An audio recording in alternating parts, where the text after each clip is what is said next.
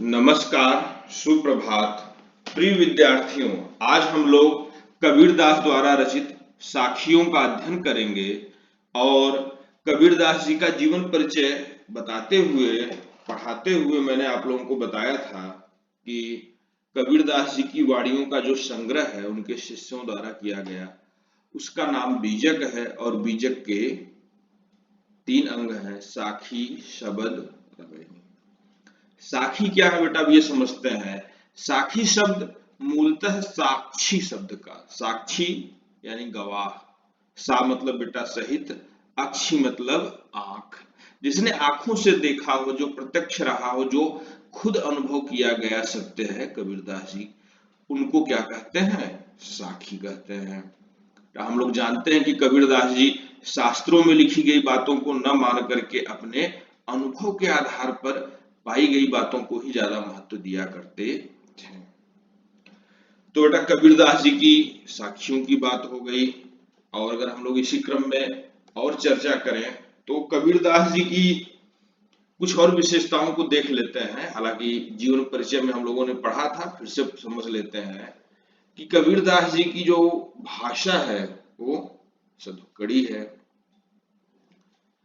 यानी एक ऐसी भाषा जिसमें अलग अलग बोलियों के शब्द एक ही साथ एक ही पंक्ति में आ जाते हैं। और दूसरी चीज कबीरदास जी के विषय में या यहाँ पर साखियों के विषय में समझना जरूरी है कि साखियां दोहा छंद में लिखी गई है। अब इसके बाद रस आदि की जो चर्चा होगी वो बेटा हर दोहे या हर साखी के अनुसार आपको बताते हम चलेंगे। तो सर्वप्रथम हम लोग देखते हैं कि कबीरदास जी की, जहां पर भी आपने पढ़ा होगा, कबीरदास जी को गुरु की महिमा उनके द्वारा अवश्य की जाती है और गुरु के विषय में जो उनकी बातें कही जाती हैं उनको हम लोग समझते हैं। तो यहाँ पर पहला दोहा या पहला साखी जो है वो गुरु को समर्पित है। बलिहारी गुरु आपने देवहाड़ी के बार। बलिहारी का अर्थ बेटा समर्पित होना, निछावर होना। गुरु आपने, हे गुरु मैं आप पर स्वयं को समर्पित करता हूं। द्यों यानी दिया है, हाड़ी मतलब शरीर। ये कबीरदास जी का प्रतीक है। कबीरदास जी अक्सर ये कहते हैं कि यह तन काचा कुंभ है, यह जो हमारा शरीर है वो क्या है? मिट्टी के घड़े की तरह है। करें कि हे गुरु मैं आप पर समर्पित होता हूं, मैं अपना सर्वस्व आप पर समर्पित कर देता हूं, क्योंकि आपने मेरे इस शरीर को कितनी बार पार लगाया है। जिन मानुष तय देवता, जो मनुष्य थे उन्हें आपने क्या किया? देवता बना दिया। अब बेटा ये चीज कबीरदास जी के मत से जुड़ी हुई है, कबीरदास जी के विचारों से जुड़ी हुई है। कबीरदास बेटा अद्वैत को मानते थे। अद्वैतवाद का मतलब होता है जहां पर दूसरा न हो, अमतलब नहीं, द्वैत मतलब दूसरा, जहां पर ब्रह्म और जीव एक है, इनमें कोई भेद नहीं है, इसमें कोई दूसरा इनके बीच में नहीं है, वही क्या है? अद्वैत है। और कबीरदास जी कह रहे हैं कि मेरे गुरु ने मुझे बता दिया कि जिस ईश्वर को तुम ढूंढ रहे हो कहां पर है? तुम्हारे अंदर है, उसके साथ तुम्हारा अद्वैत है। जब ये बात कबीर को कबीर के गुरु ने बता दी तो कबीरदास जी उसी घटना को कह रहे हैं, जिन मानुष तय देवता, जो मनुष्य थे उन्हें आपने देवता बना दिया, यानी अपने अंदर के ईश्वर की पहचान कराई। करत न लागी बार, ऐसा करने में आपको थोड़ा सा भी विलंब नहीं लगा, थोड़ी सी भी देर नहीं हुई। इसके बाद बेटा इस पद में जो विशेषताएं हो सकती हैं उनको देखते हैं। इसमें बेटा आप लोग देखेंगे कि बार शब्द 2 बार आया है। ये कहते समय मैंने भी 2 बार बार शब्दों का प्रयोग किया।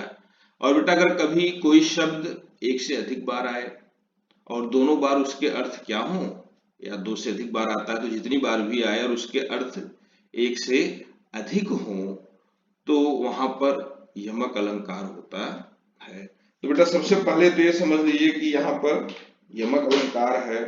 क्यों है?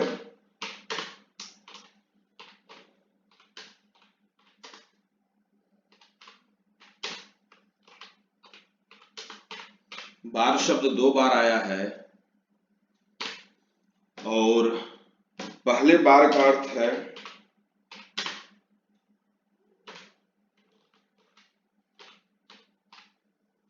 अवसर और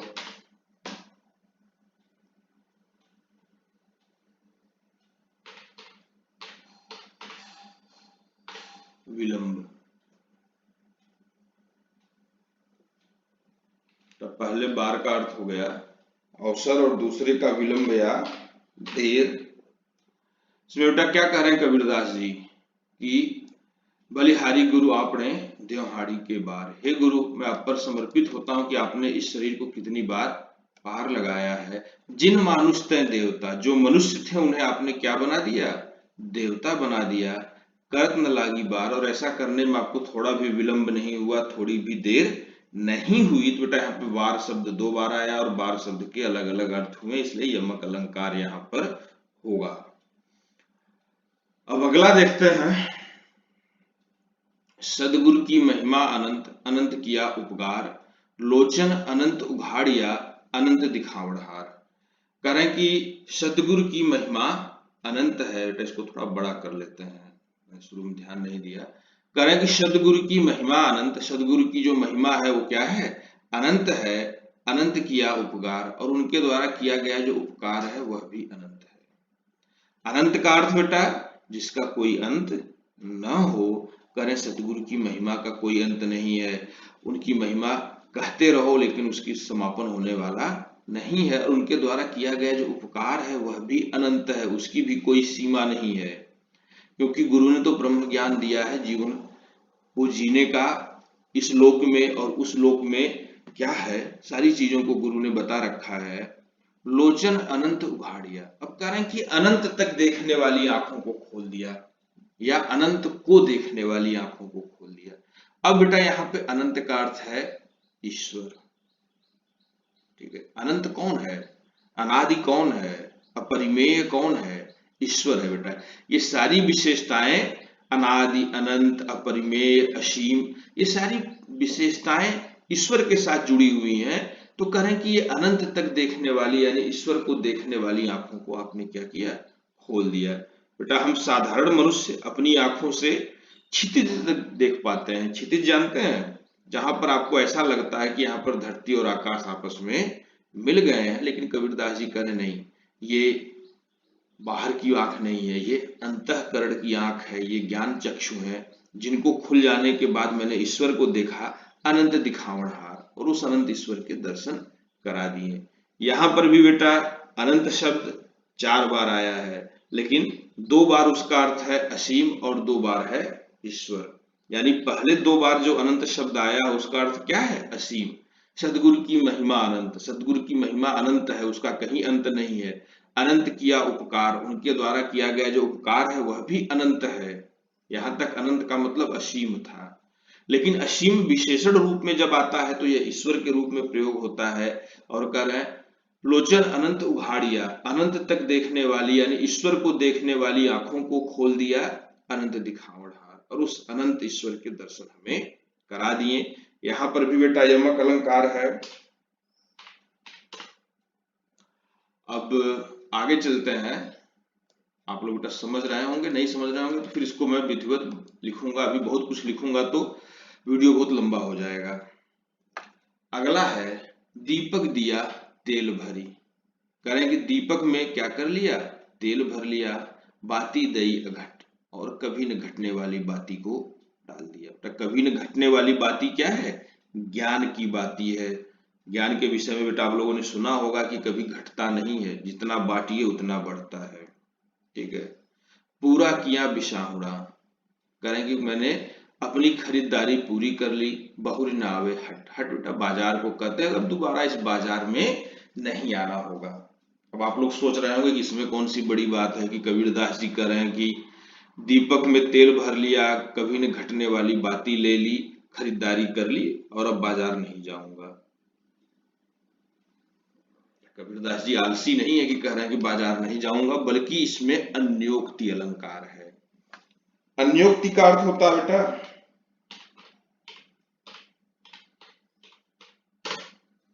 अन्योक्ति अलंकार का अर्थ होता है जहां पर अन्य उक्ति प्रधान हो। अन्य और उक्ति। बेटा अन्य मतलब दूसरी, उक्ति मतलब बात। जहां पर जो बात कही जा रही हो वो बात प्रधान न होकर के दूसरी बात प्रधान हो, वहां क्या होता है? अन्योक्ति। कबीरदास जी वास्तव में दीपक, दिया, बाजार, खरीदारी इनकी बातें नहीं कर रहे हैं। कबीरदास जी क्या कर रहे हैं? दीपक, ये जो दीपक है, जो हमारा शरीर है, जो मिट्टी का बना हुआ है, दीपक की तरह है।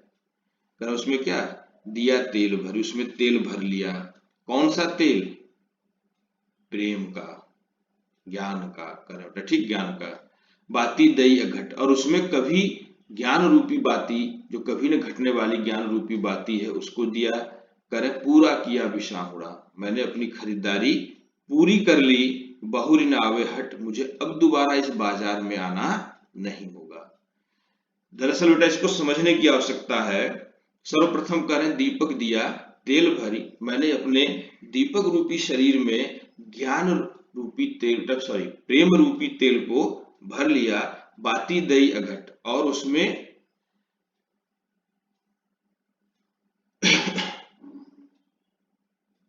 प्रेम रूपी बाती को डाल दिया। पूरा किया विसाहुड़ा, अब मैंने अपनी खरीदारी पूरी कर ली है। बहुरी नावे हट, हट का अर्थ बेटा इस बाजार से, संसार से। कबीरदास जी कह रहे अभी संसार में मुझे बार बार नहीं आना होगा। दरअसल हिंदू धर्म में बेटा मान्यता है कि मानव जीवन का चरम लक्ष्य है मोक्ष। मोक्ष का अर्थ होता है कि व्यक्ति मर जाए तो उसे दोबारा फिर इस संसार में जन्म न लेना पाए। इच्छाओं और कर्मों के बंधन में बंध कर मनुष्य बार बार पुनर्जन्म लेता है। ये मैं नहीं कह रहा हूं बेटा, ये हिंदू धर्म दर्शन की बात है, इससे मेरा कोई व्यक्तिगत लेना देना नहीं है कि कल को आप पूछें कि सर पुनर्जन्म क्यों होता है। ठीक है, सिर्फ ये बताया जा रहा है बेटा हिंदू धर्म की मान्यताओं के अनुसार पुनर्जन्म होता है मनुष्य का। पुनर्जन्म का कारण है कि जब तक हमारी इच्छाएं या कामनाएं जो कुछ भी है, या हमने कोई कर्म ऐसा किया है जिसका फल अभी हमें भोगना शेष बचा है, तो हमें पुनर्जन्म लेना ही पड़ेगा। लेकिन जब जिस जन्म में हम केवल ईश्वर की भक्ति करते हैं, ईश्वर का ध्यान करते हैं, और हमें दोबारा जन्म लेने की आवश्यकता नहीं रह जाती है, क्योंकि किसी भी कर्म और इच्छा का बोझ हम पर नहीं बचता है, ऐसी स्थिति में क्या होता है बेटा? हमें मोक्ष प्राप्त होता है, यानी हमारी आत्मा परमात्मा में मिल जाती है। इसी दशा को मोक्ष कहते हैं। बार बार बाजार नहीं आऊंगा कहने का आशय कबीर का यही है कि मैं मोक्ष को प्राप्त कर रहा हूं। दरअसल निर्गुण भक्तों के यहाँ ये परंपरा रही है कि सर्वप्रथम ज्ञान, बिना ज्ञान के प्रेम नहीं हो सकता। इसलिए सबसे पहले किसको महत्व दिया है निर्गुण भक्तों ने? ज्ञान को। करें ज्ञान के बाद फिर क्या आता है? प्रेम। और जब ज्ञान और प्रेम आपस में मिल जाते हैं और इनका संतुलन बन जाता है, इसी को क्या कहते हैं? भक्ति। तो आप लोग समझ गए होंगे, इसको फिर दोबारा कभी पढ़ाएंगे और विस्तार से इन सारी चीजों को। तब वहां पर बेटा सारी चीजें लिख करके पहले से रखेंगे, क्योंकि अभी बहुत कुछ लिखूंगा तो सब गड़बड़ हो जाएगा। कुछ अर्थों को लेके आपको कंफ्यूजन हो सकता है। जैसे विसाहुड़ा थोड़ा नया शब्द है। विसाहुड़ा का अर्थ होता है बेटा अवधी भाषा में बेसहनी। कबीरदास जी की बेटा भाषा सधुकड़ी क्यों कहलाती है, ये भी समझिए कि एक अवधी के शब्द को कबीरदास जी ने उठाया और राजस्थानी टोन में प्रयोग किया। बेसहनी शब्द अवधी भाषा का है। अवधी में पूजा पाठ से जुड़ी हुई खरीदारी को क्या कहते हैं? बेसहनी कहते हैं। लेकिन कबीरदास जी ने इसको राजस्थानी टोन में प्रयोग किया और बेसहनी बन गई विसाहुड़ा। कह रहे हैं कि मैंने खरीदारी पूरी कर ली है बेटा, पूजा पाठ से संबंधित, यानी जो भी मुझे यहाँ पर ईश्वर की भक्ति के लिए जो कुछ करना था वो मैंने कर लिया है। और किया क्या है? अपने ही शरीर में ज्ञान और प्रेम को स्थापित कर लिया है। अगला देखते हैं बेटा, बूढ़े थे पर उबरे। इसमें भी अन्योक्ति है, पहले बता दूं इसमें भी क्या है? अन्योक्ति अलंकार है।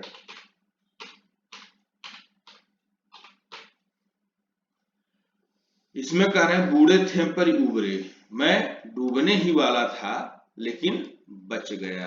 अब कैसे बच गए कबीरदास जी, समझिए बेटा। गुरु की लहर चमकी, ये गुरु रूपी लहर का चमत्कार था कि मैं डूबने से बच गया। भेरा देखा जर्जरा। कह रहे जिस भेरे को मैं बैठा था, जिस नाव पर मैं बैठा था, बेटा भेरा कहते हैं नाव को, कह रहे जिस नाव पर मैं बैठा था वो नाव कैसी थी, जर्जर थी, टूटी फूटी थी, बहुत छेद थे, पानी भरना था उसमें, वो नाव पार नहीं उतारती, बीच समुद्र में जाके डुबो देती, उतरी परे फरंगी। और बड़ी फुर्ती के साथ बेटा फरंगी फुर्ती के साथ में क्या हुआ, उस नाव से कूद गया। और ये गुरु रूपी लहरों का चमत्कार था कि ये लहरें मुझे क्या की, किनारे लाकर लगा दी। बेटा आप लोग सुनते होंगे कि फला व्यक्ति, या कहानियां ऐसी हैं पुरानी की फला व्यक्ति की नाव समुद्र में डूबी और वह नाव से कूद गया और लहरों के सहारे आके किनारे लग गया, जीवित बच गया। तो उसी तरह की घटना को कबीरदास जी भी यहाँ पर एक प्रतीक के रूप में प्रयोग कर रहे हैं कि जो पुराना धर्म था वो कैसा था, भेरा देखा जर्जरा, वह टूटी हुई नौका के समान था। बेटा उपनिषदों में कहा गया है कि यज्ञ टूटी हुई नौका के समान है, यानी जो उपनिषदकार थे वो मानते थे कि वेदों के जो यज्ञ हैं वो मनुष्य को मोक्ष नहीं दिला सकते हैं। वही बात बेटा कबीरदास जी भी कह रहे हैं कि जो पुराना धर्म था वो टूटी हुई नौका के समान था। जब मैंने ये देखा कि ये पुराना धर्म जो टूटी हुई नाव की तरह है, ये तो मुझे डुबो देगा, तो मैंने क्या किया, उस पुराने धर्म को छोड़ दिया। पुराना धर्म बेटा देखने में बड़ा सुरक्षित लगता है, आसान लगता है, लेकिन वह सही दिशा में आपको ले जा रहा हो ये जरूरी नहीं है। और खतरे वाला रास्ता अपनाया, क्या किया, जाके रामानंद का शिष्य बन गया। एक मुस्लिम परिवार में पैदा होकर के कबीरदास जी कहाँ गए, रामानंद के शिष्य बन गए और कंठी माला तिलक लगा के घर वापस आए होंगे। तो बेटा बड़ी विपरीत स्थितियां रही होंगी, आप लोग कल्पना कर सकते हैं कि क्या प्रतिक्रिया रही होगी घर के लोगों की। तो कह रहे हैं कि कबीरदास जी लहरों में कूदे और जाकर के किनारे लग गए, ये गुरु रूपी लहर का चमत्कार था। तो बेटा यहां तक हम लोगों ने 4 साखियां पढ़ी, या कहिए 4 दोहे पढ़े, और इनमें जो चीज हम लोगों ने देखी वह यह थी कि यहाँ पर प्रायः जो अलंकारों का प्रयोग हुआ है बेटा वो 2 पदों में यमक का और बाकी 2 पदों में अन्योक्ति का हुआ है। और बाकी इससे जुड़े हुए जो भी कुछ शब्दार्थ हो सकते हैं बेटा, जैसे भेरा, बिसाहुड़ा, उधाड़िया, ठीक है, द्योहाड़ी, इस प्रकार के जो शब्द हैं बेटा, थोड़ा सा मैं आप लोगों को बाद में लिख करके पीडीएफ के रूप में भेज दूंगा। धन्यवाद, जय हिंद।